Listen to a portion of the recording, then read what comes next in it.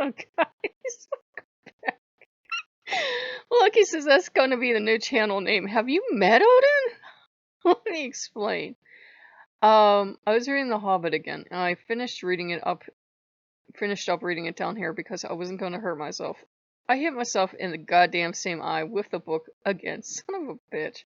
And I don't know how the hell I did it either, because I was sitting up this time, and I was like, God damn, what the hell? What the hell? But at least the eye was closed this time.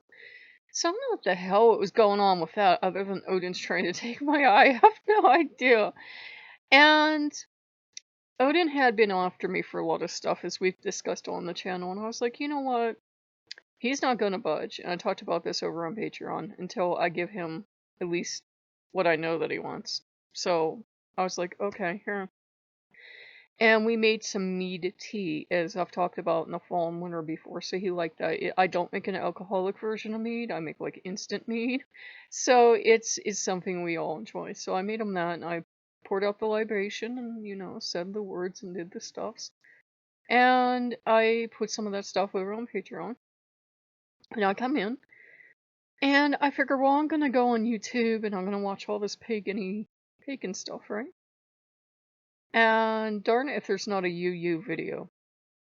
Like right in the smack dab in the middle of my feed where I can see it.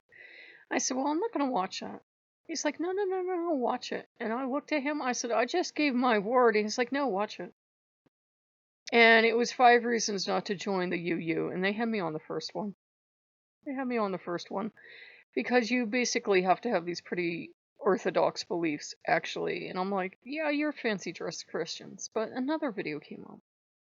And Odin, who's having fun by now, was like, no, watch this. Watch this. And it was about, who's God. And he said to open up that God is not an angry old white man with a long beard. And I'm just looking over at Odin, hoping that Gungnir is not going to go through my screen. And he was at that amazing level of calm that Odin hits that everybody is like, I'm just going to sit really still.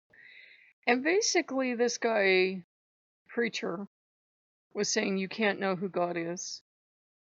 Nobody is right. So we're all wrong. And nobody's experience is correct. Why try them? But he went on to tell you that read the Bible, but the Bible's wrong.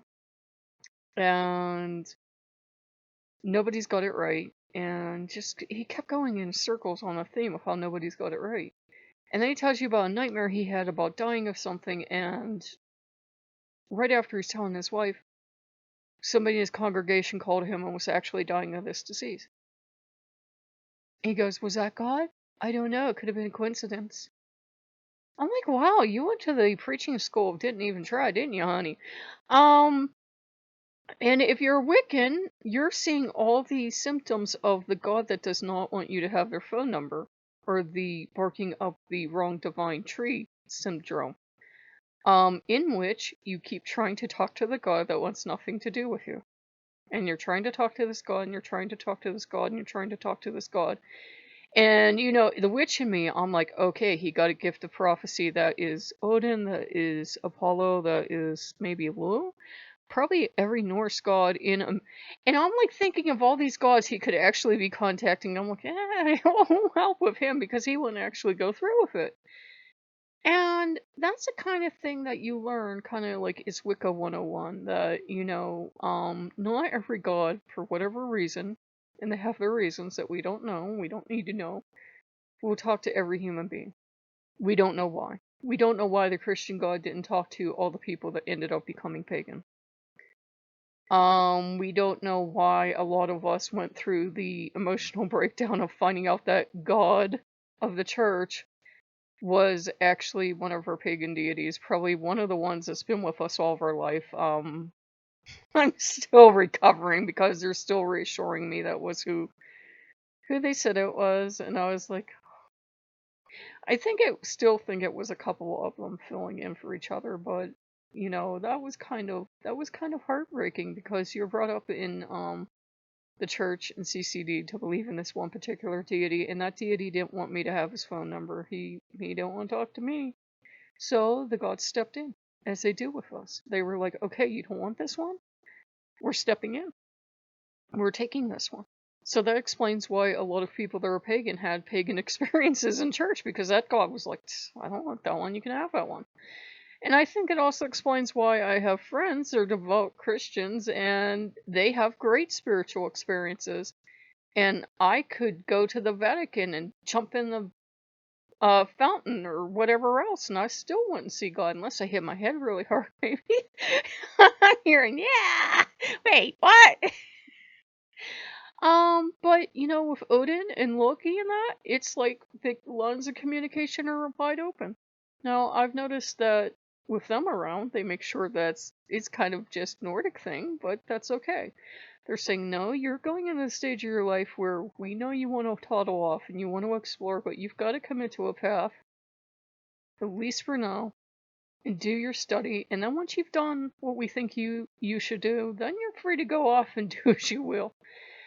But it was just kind of, I think, Odin and Loki's way of saying, this is what you would become. You would start to doubt everything you've ever learned and experienced, and you would just be running around in hopeless circles, because that's all this guy was doing. He was running around in hopeless circles of, read the Bible, that's God, but don't read the Bible because that's really not God, because this god out in the desert, he changed, he wanted offerings and he didn't want offerings. I'm like, that's every god ever. That's every god ever. They want something. Every pagan knows this. Once you start working with a deity, they see something they want. And it's this expensive something, and you go, oh, I can't get you that, I'm sorry. But I want it. Well, can you get me the money for it? I want it! So you start to do without, right? You save up. Maybe you save up for weeks or months. Maybe it's even a year, and they're dancing around saying how much you love them and everything. You're their favorite human. You've got that speech, my favorite human speech. You come to the day where you have the money saved up, and you say, "You still want this?" Yeah, I want it. And they're like practically in tears because first, it's like you don't love them because you took a year to save up the money, but then they're thinking how much you love them and no humans ever loved them before, so your god's in a flood of tears and you order this thing. And it comes in and they're dancing all around, all excited because the box is there. And you open the box with a great flourish. They take one look at the thing that they wanted so bad. I don't want it. And thoughts of killing your god flash through your mind, and you go, what? I don't want it! Send it back! You had me save up for a year for this. You are having it on your altar. No! And if you haven't gone through this as a pagan, you haven't lived as a pagan yet, and you want to hit the god with the damn statue or bowl or whatever the hell it was they wanted, but they wanted it so damn bad and comes in, I don't want it. And you want to kill them. And he was saying that didn't sound like a god to him. I'm like, no, that's every god ever. They're like dealing with toddlers, son. You start actually dealing with your god, you will find this out. When I was struggling to come over, and now I know it was Odin yanking my chain, he'd be like, go to church, go to church, go to church, because he's still pretending to be Yahweh at the time. I go to church, I get there, I don't want you to be here. I'm like, wait, what? Go home. Let's go do something else. I don't want to be here. This is literally your church. I didn't know I was talking to Odin at the time. I don't want to be here. So every god's like that. They're all like toddlers. You get them something, they don't like it. They can throw it off their altar. They can break it. They can ruin it somehow. They'll get rid of it usually, or they'll just start to whine at you. And if you can't hear them or can't get signs or anything, you'll just start getting the strongest urge to take that big expensive thing you got them off their altar. And it happens with all gods. And I'm like, that's the weakest reason I ever heard to not believe in a deity. They're all like this. You spend all this money, you get them this beautiful thing, and they don't want it. They don't want it. And they're all like that. And even like if you work with Voodoo on Law, they can set up this beautiful party and have all these foods and that.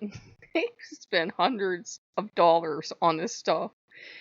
They've set it all up. The Loa won't show up. Someone else will show up and eat all the food because they're not going to pass up free food, but the Loa won't show up because they're insulted about some damn thing and they're not going to show up to this expensive party. People have been all ready to go to the marriage with the Voodoo and Loa. They don't show up to their own wedding. They're mad about something. They're not gonna show up. I'm like, that's just deity. That's just deity being deity and being ornery. That's just a god, goddess, Loa, saint, spirit. That's just them being ornery and showing you no, they're upset and they're not gonna take his treatment anymore.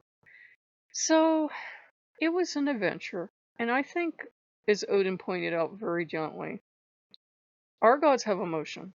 And I think they're looking for this perfect god who doesn't have emotion other than joy, who never make mistakes, who's always perfect and wondrous. And they're not going to find that god because all gods throw temper tantrums. All gods are little toddlers, and you're looking at them like, how the hell did you ever convince anybody to build you a temple? You're a little child. But that's how they are, and there's nothing wrong with that because, people that don't believe, they'll say, well, we designed deities that are just like us. That's why they're all moody and grabby and they fight. It's like, no, you idiot. We're like them because they designed us. And we're like, yeah, we're perfect. Let's make them just like us. Look, he's howling with hysterical laughter back here. So, it was just kind of eye-opening. And Odin's right. I do have to kind of start to settle down. It's not that I can't talk to any other gods ever, ever, ever. But he's getting me to be more serious. He's starting to mention the H word. And I'm like, we'll see. Okay, we can use it every so often. I don't think we'll use it on the channel because it attracts the wrong kind of people. But I said, we'll see. But he's like, I want you to settle down and be more commitment driven. Why do you think you got the set of rings in the mail? And I'm like, oh, okay. So so I'm going to try to settle down, but it's going to still be the Loki channel. It's just he will have Odin step forward because Loki can't get anywhere with me because we're too much alike. We're just both like little foxes and be like at each other. So it is what it is. But if you guys like what you see, like, comment, subscribe, and I'll see you later. Bye bye.